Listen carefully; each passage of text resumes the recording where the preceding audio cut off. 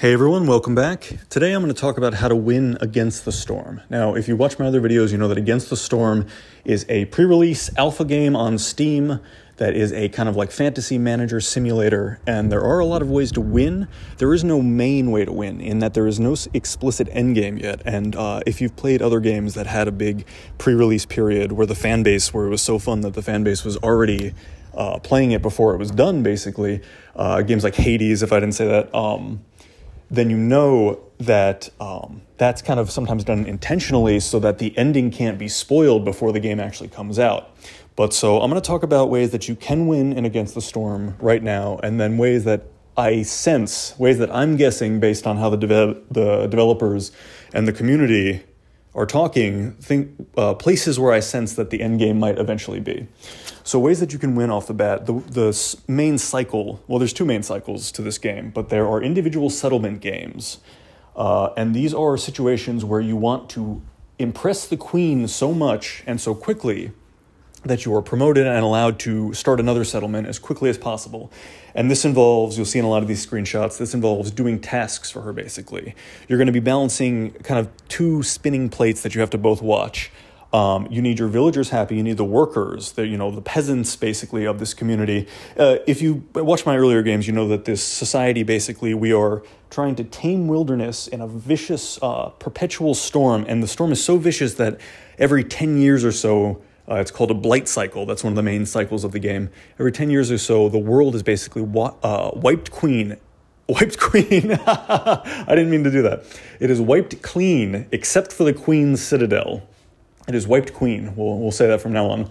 But it resets the whole map, and basically all the peasants and the viceroys, you as a player are a viceroy. You return to the Citadel and you have to start again, which makes it kind of the rogue light, which we'll get into. But right now, the way you win is you just successfully set up settlements. So the queen is going to have all these demands for you. You'll see those in the screenshots as well. And you just need to survive, have a settlement that survives and also produces what the queen demands before she becomes too impatient with you. There's two bars at the bottom of the screen. One is her respect for you. I forget exactly what it's called. But once that reaches maximum, you get to move on and start another settlement. And that's a win. That counts as a win. In the achievements on Steam, that counts as a win. And most of the achievements are tied to these individual settlement challenges. Win a game with this or win a game with that. If you look at the achievements, you'll get a sense of it. Now, there is a metagame involving the blight cycle that I mentioned. So, and I really think that the end game eventually is going to hide there. So we've really been getting like whispers of the queen being kind of a brutal, unkind ruler, and it's my pet theory that she did this somehow, that the queen, so this world takes place, like I said, there's a blight cycle, and it destroys the whole world except for the Queen's Citadel every 10 years, and the queen sends you out to gather resources, basically, for her kingdom, for her citadel. It's called the Smoldering City, I believe.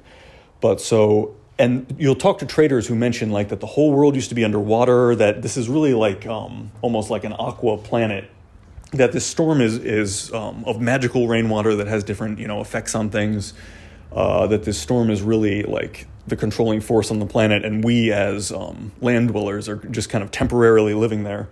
But so at first I thought that the end game might be to impress the queen so much that you are allowed to build settlements so quickly during a blight cycle that you make it to the edge of the map and like escape her clutches. That was really what I thought the ending game would be, and that is, I still think, would be really cool if that's how it ends up.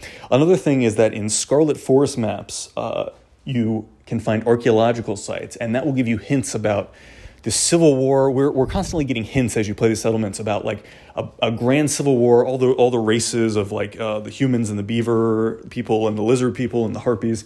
And soon there's going to be maybe like frog or vampire bat, or I forget what the third one is, foxes, I think. But so all these people had like a war.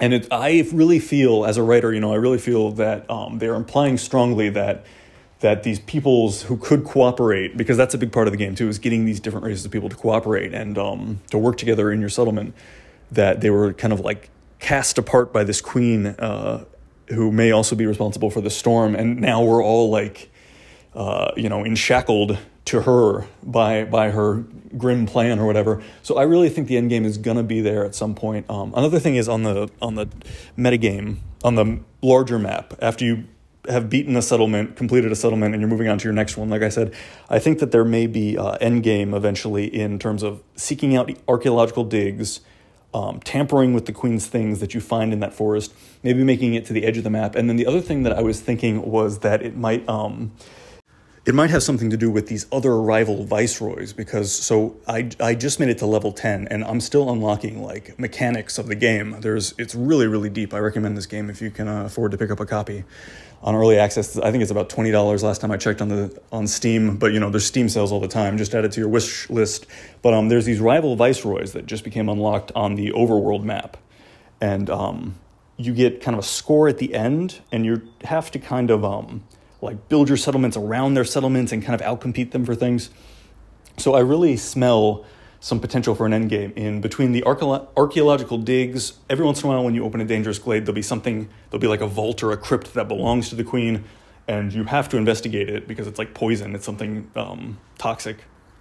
But then like she gets really angry that you messed with it.